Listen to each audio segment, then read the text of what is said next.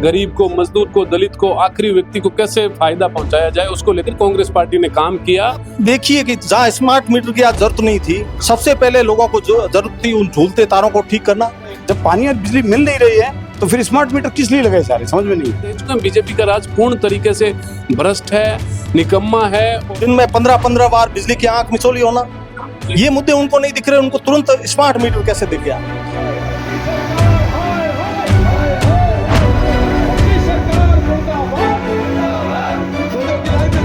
राजस्थान में smart meter लगने की कवायद शुरू हो गई है। हालांकि जनता के विरोध के बाद कांग्रेस ने ये मुद्दा लपक लिया है और कांग्रेस इस मुद्दे को भुनाने में जुटी हुई है। आज जैसलमेर में जिला कांग्रेस कमेटी द्वारा शहर में एक पैदल मार्च निकाला गया है, यूं कहे कि रैली निकालकर स्मार्ट मीटर और तमाम अन्य समस्याओं को लेकर रैली निकालकर कलेक्टर को एक ज्ञापन सौंपा गया है।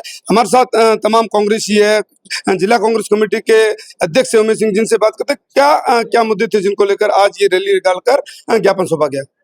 मुख्य रूप से मुद्दा जो है वो है कि स्मार्ट मीटर जिस तरीके से लगाए जा रहे हैं और बिना वजह से पूरे राजस्थान की आम जनता पर स्मार्ट मीटर थोपे जा रहे हैं, लगाए नहीं जा रहे हैं, जबरदस्ती थोपे जा रहे हैं।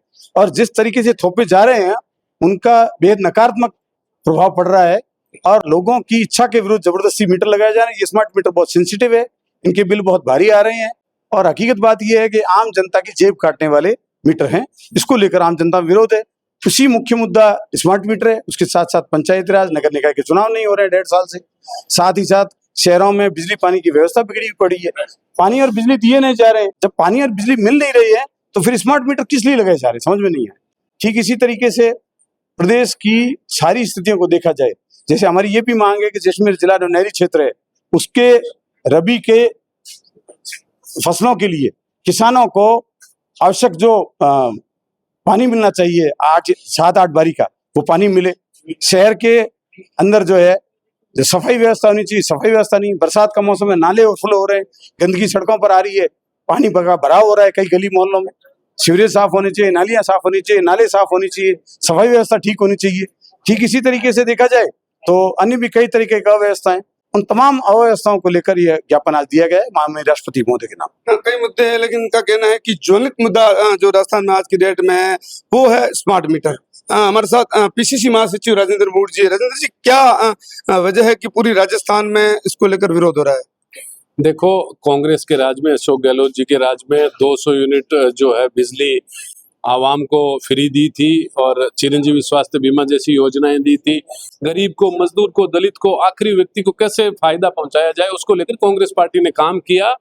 अब जो है उसके विपक्ष में जो बीजेपी राज जो है वो काम कर रहा है कि उनकी जेब में जो पैसा बचा, स्मार्ट मीटर जो है उसके माध्यम से पैसा निकालने की बात कर रहे हैं, बिजली छीनने की बात कर रहे हैं। आप एक चीज देखें, स्मार्ट मीटर एक चीज नहीं है। स्मार्ट सिटी से बात चली थी कि हम स्मार्ट सिटियां बनाएंगे, कितनी स्मार्ट सिटी बनी है। अब स्मार्ट मीटर के माध्यम से गरीब को लूटना चाह रहे हैं। 2 करोड़ नौजवानों को रोजगार देंगे और उन लोगों में से कितने लोगों को रोजगार मिला, अग्निवीर जैसी स्कीम्स इन्होंने दी।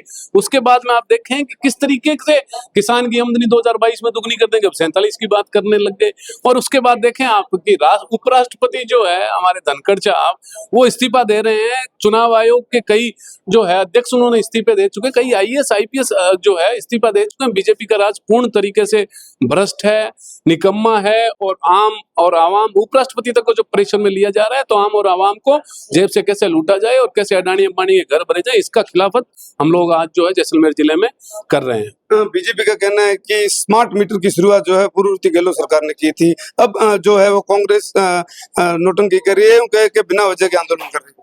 स्मार्ट मीटर का प्रस्ताव केंद्र ने दिया था और कैबिनेट जो है राजस्थान की सरकार ने, कैबिनेट ने इसको वापस लौटा दिया कि हम स्मार्ट मीटर यहाँ राजस्थान में नहीं लगाएंगे, आप एक बार चेक करवा लेना। ये तो गुमराह करते हैं, झूठ बोलने का काम है इनका। बीजेपी का राज क्या कर रहा है कि एक बच्चे के हाथ के अंदर रोटी थी और गुड़ मांग रहा था अपनी माँ से, तो पड़ोस वाली महिला है कि क्यों रो रहा है, कि ये रो इसलिए रहा है कि मेरे घर पे गुड़ है नहीं और मैं जो है रोटी इसको दे रखी है तो इसको बंद तो करवा देंगे, ये रोना तो बंद हो जाएगा। क्या तरीका है? क्या तरीका ये है कि इसके हाथ से रोटी छीन ले, उसके बाद में जो बच्चा है माँ रोटी दे दे करने लग गया, गुड़ को भूल गया। इसी तरीके से ये बीजेपी के राज जो है आम और आवाम से रोटी छीनने का काम कर रही है ताकि गुड़ ना मांगे।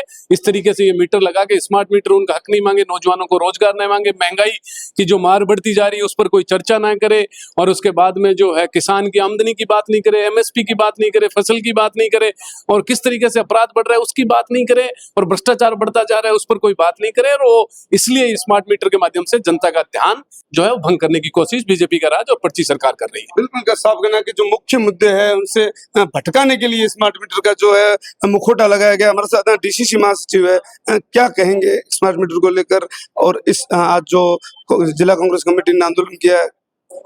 देखिए, राजस्थान प्रदेश कांग्रेस कमेटी के निर्देश पर और जैसलमेर जिले की आम जनता की भावनाओं के अनुरूप आज जिला कांग्रेस कमेटी ने गड़ीसर गेट से हनुमान सर्कल होते जिला कलेक्टर तक विरोध प्रदर्शन किया है स्मार्ट मीटर के विरोध में, एवं श्रीमान जिला कलेक्टर महोदय को राज्यपाल महोदय के नाम ज्ञापन सौंपा है। बात तो ये है कि जो राजस्थान की प्रदेश सरकार है वो इतनी जल्दी क्यों दिखा रही है।